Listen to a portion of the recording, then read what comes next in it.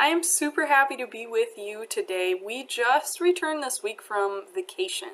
And if you don't know, we do our vacations in the winter instead of the summer because my husband works in construction. So that's just a better time for us, and we usually end up going down south because ain't nobody want a vacation in a polar vortex. So that's what we did. We went down to Florida and we saw my parents.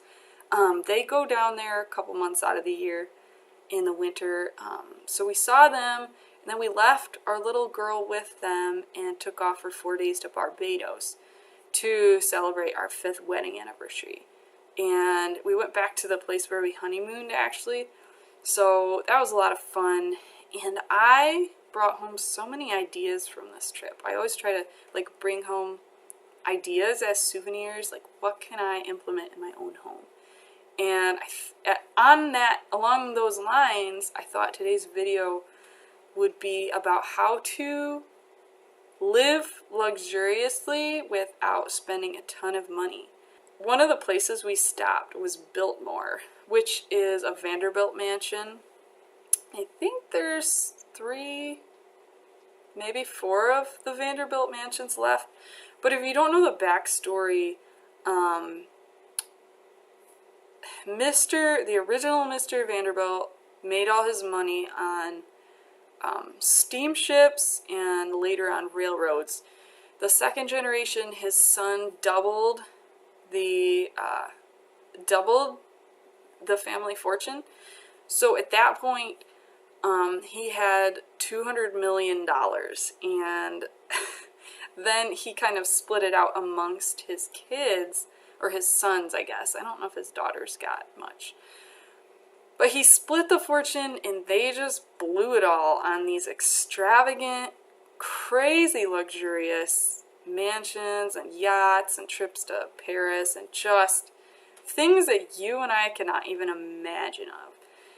And so we got to see Biltmore, which was the youngest son's house, and that was so much fun for me. I just really enjoyed being immersed in the history and art and culture. I just really enjoyed that. So I did bring home some things from that trip, not physical things, although I did bring home, I bought this little teaspoon. I think it's for sugar. If it's not, then I'm not classy enough to know what it's for. But it was really cute, and it's $3. So I brought that home. And I also brought home a book, but I brought home some goals and some things that I want to do with our home to make it feel more luxurious, a little more like a mansion without the millions. So, specifically and I'm going to talk a little bit about our Barbados trip too, some things I want to start doing around here.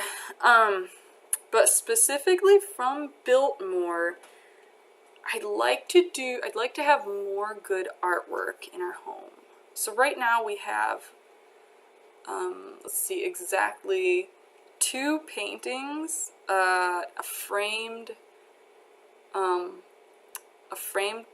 coffee bean bag, which maybe doesn't sound as good as it looks, and then pretty much just plaques with words and then photographs. And I like photographs too, but I would really love to get some good classic artwork from painters and artists that I love.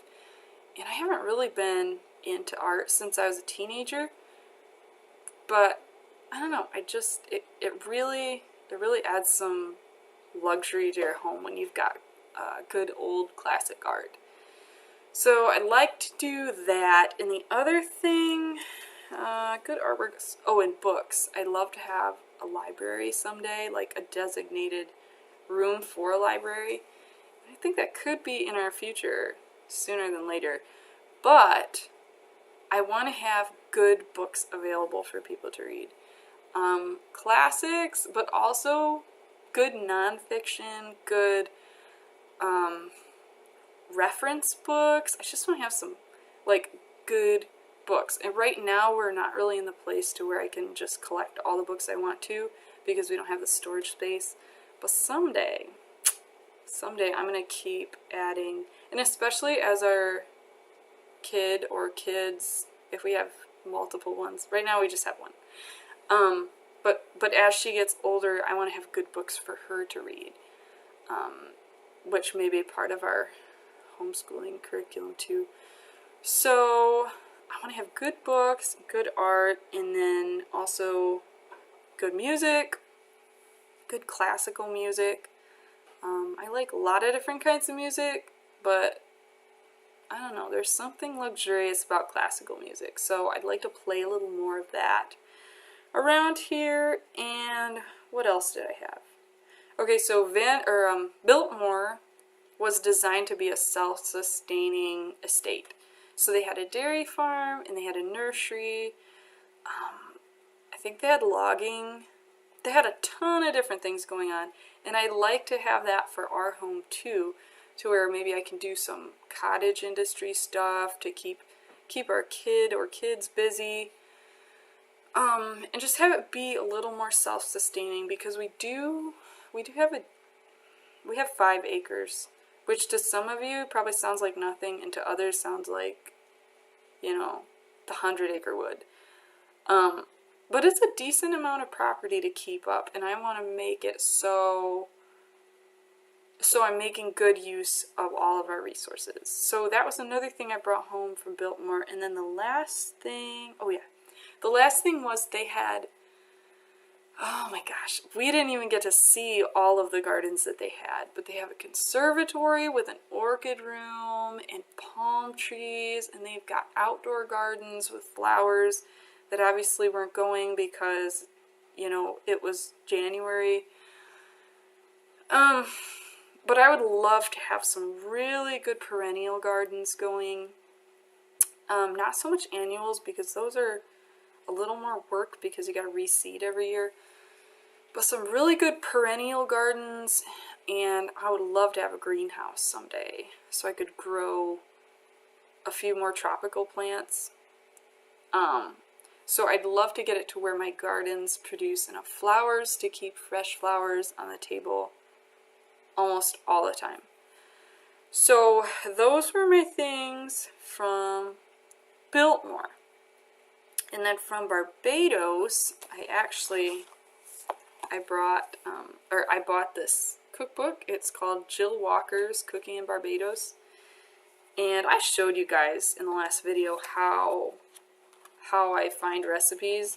Basically, I just go to my favorite ingredients, like chicken, and there's a ton of recipes there that I can use my favorite super cheap chicken in, and with just a few additional ingredients or spices, make it really exotic and wonderful. So I'd like to incorporate some Bajan food into our regular menu, and I don't think that's going to increase our food budget very much at all, if anything. So the food is one thing. Again, flower arrangements, there was a lot of those down there, and it just feels so good. So I want to do more of those. And then it was an all-inclusive resort, so it had like a beachside bar. And so I'd like to do more special drinks, not necessarily alcoholic drinks, but just something pretty that you can put in a glass, and it's a little nicer than water, but not nearly as expensive as purchasing drinks at a restaurant, if you know what I mean. So special smoothies maybe, or ice water with those lemon wedges in it. I would love to do that sometime.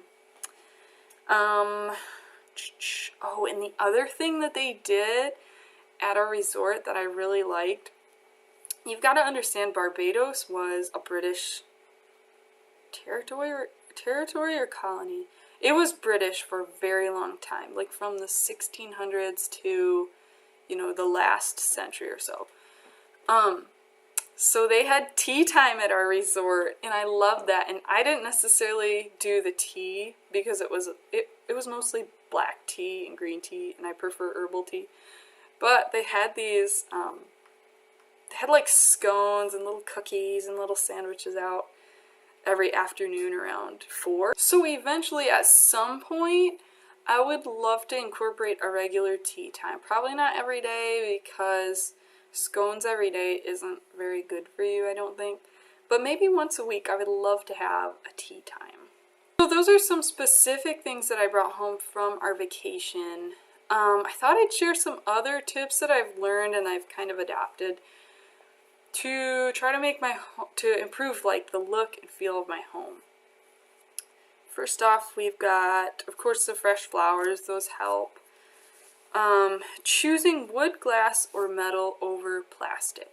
So, for example, behind me, you can see I've got some plastic cooking tools. What do you call those? Like spoons and stuff. At some point, I would love to replace those plastic cooking utensils with metal or wood. I just think it looks better, it's more durable, it's going to last longer. I mean, half the plastic stuff I have is melted, which probably doesn't say much for my cooking ability, but, you know, metal doesn't melt. So that's one thing. And even like with kids' toys, it improves the look of our home so much when there's not bright colored, noisy, broken plastic things all over. You know, when you've got wood or metal or even like stuffed toys. I don't know, just if you get rid of the plastic, I feel like it improves the look and feel of your home. Not that I have a problem with having plastic stuff, because I do have it. I'm just thinking in general, if I'm gonna buy something and one is plastic and the other is wood, and they both cost the same, you know, I'm going to pick the wood. So that's one thing. Natural materials.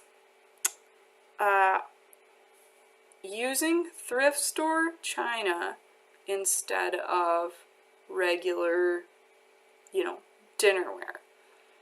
So, for example, if I can have tea out of this cup, or I can have tea out of this cup, which one am I gonna pick? Well, I'm gonna pick this one because it's nice, right?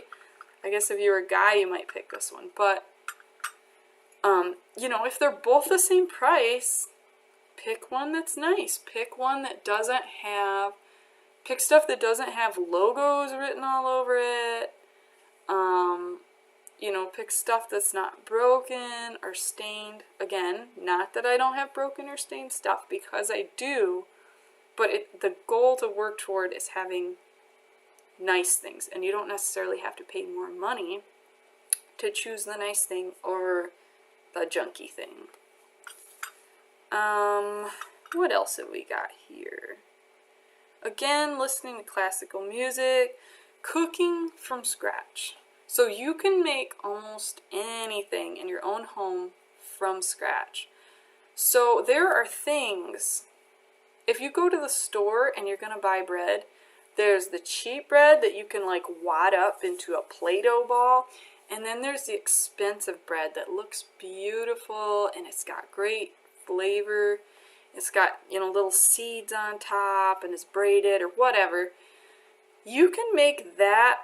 If you're going to make it yourself, it's just as easy to make the nice bread as it is to make the Play-Doh bread. In fact, I think it's easier. I've never been able to recreate the Play-Doh bread.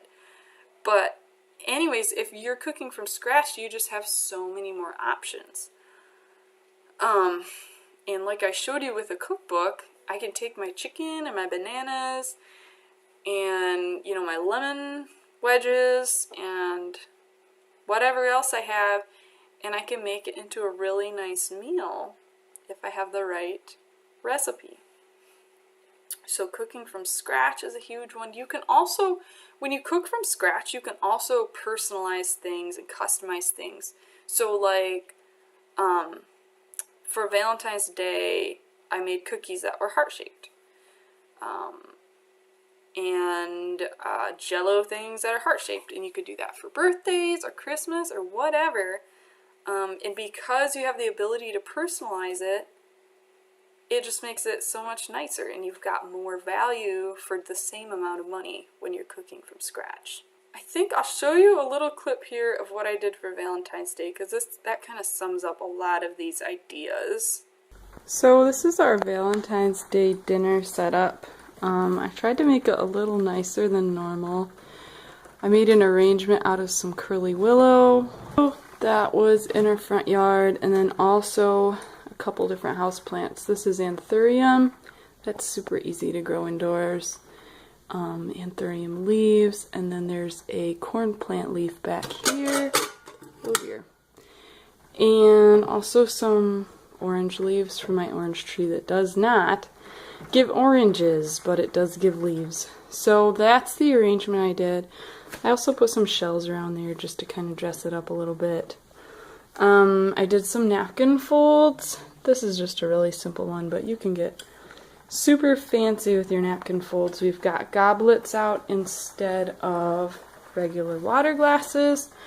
And then I also made some Valentine's Day treats. These are really inexpensive. Just some chocolate sugar cookies that are heart-shaped, and also some Jell-O that's heart-shaped. And then last of all, if we can rotate around here, I got out my nice glass candlesticks. These are actually free from a garage sale. And then I put some tapers in there. So I think that looks pretty nice for not spending any money, really. So having candlesticks for your candles and cloth napkins or napkin folding or towel folding is another thing you can do to kind of make your home more luxurious. And those are skills you can learn from YouTube, you can learn from a library book or a thrift store book. Personally, it's been a while since I did towel folding, but I have a napkin folding book that is super fun to use. So I just keep it with all my cookbooks, and then when I want to do something special, I just get it out and get to work. House plants. By choosing, if you're choosing a house plant, you want to get one that you can make an arrangement from, or one that is going to flower at some point. So, for example, I think like poinsettias you can keep as perennials year-round, and also possibly Easter lilies. I'm not sure, but don't throw those away because you can plant them and have them grow and keep coming back and back. Amaryllis is another one that I've kept, and I didn't rebloom it this year because things were crazy. But in past years, I bought it at a discount, and then I just kept, planting it, and it blossomed every year. So, and the other one is orchids. Orchids are a great investment if you can keep them alive. Personally, I wish I could say that my orchids rebloom. What happens is they grow shoots and they grow buds, and the buds fall off before they blossom, which is so frustrating because I can't figure out how to stop them from doing that. But I did have one last year that actually rebloomed, and it was so beautiful, it almost brought tears to my eyes. So strategically picking your houseplants, pick them for flowers or pick them for their leaves, their foliage. So that's kind of a summary. One of the things I just want to point out some flawed thinking when people. So when you have to cut your budget, or when you're saving for something, or you just rather not spend a lot of money on stuff like home decorating. Some people say, okay, well, now I was shopping at Kohl's, and now because I'm going to be frugal, I'm only going to shop at the thrift store, and I'm going to bring everything at the so instead of looking like Kohl's, my home is going to look like the thrift store. And that does not have to be the case. Like I said before, you want to select your items carefully. You want to know what you want, and be very selective about what you buy and what you bring home. It's not about the store, it's about what you bring home. And in the same way, some people think, well, I was spending $50 a month on home decorating stuff, and now I'm only going to spend $10 a month on home decorating stuff, so I'm not going to be able to do as much. And again, that's flawed thinking, because it's not about the amount you spend, it's about what you do with what you have. So, I mean, we have a ton of flowers around here, and sometimes I just don't get around to making arrangements, and that's something that I could be doing that I don't have to spend any money on. And it really improves the look and feel and luxury of our home. So I just wanted to point out those two things that you've got to kind of be aware of. Now, in closing, I'm going to send you to one of my favorite sites of all time. It's called The Prudent Homemaker. And her pictures are just gorgeous. She does a lot of the stuff that I just mentioned. She does new flower arrangements every I don't know if it's every week or whatever. She has like the most beautiful gardens you've ever seen. She cooks from scratch a lot and makes just gorgeous looking meals. So I just want to send you over there. And this lady I think she has 9 kids at this point. So she is a busy lady, but she still finds time to do sewing projects. And I can tell, you can just tell that everything is curated. She's very selective about what she buys. She doesn't just buy junk and fill her home with junk like most of us do, me included sometimes. So I want to send you over that way. Enjoy all of her pictures and recipes and stuff because it's a beautiful site.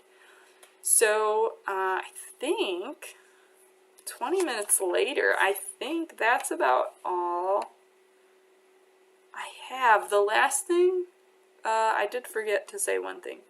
If you're going to spend more money on one-time purchases than on frequent, once a month, once a week, once a day purchases.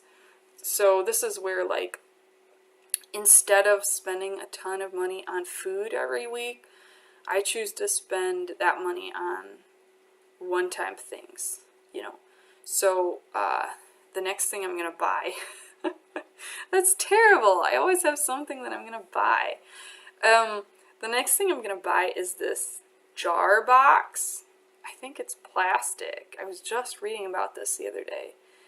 But you put your jars in there and they don't touch each other. So, like, I want to try freezing stuff in mason jars instead of plastic bags. And so I'm going to, I'll spend $20 on this special jar box, but it's going to help me save money, and it's also going to help me avoid the plastic, keeping trash out of our home, and any possible health stuff. I'm not super into the toxins, but there's probably something toxic in all the plastic. So anyways, I guess that's my last tip, just spending more money on one-time things that will save you money in the long run, instead of, spending more money on stuff you're just going to eat or just going to throw away eventually. So that is all, and I look forward to seeing you guys again next time. Be sure to leave a comment if you've got any ideas or things that you do to kind of live luxuriously on a small amount of money. I'll see you guys.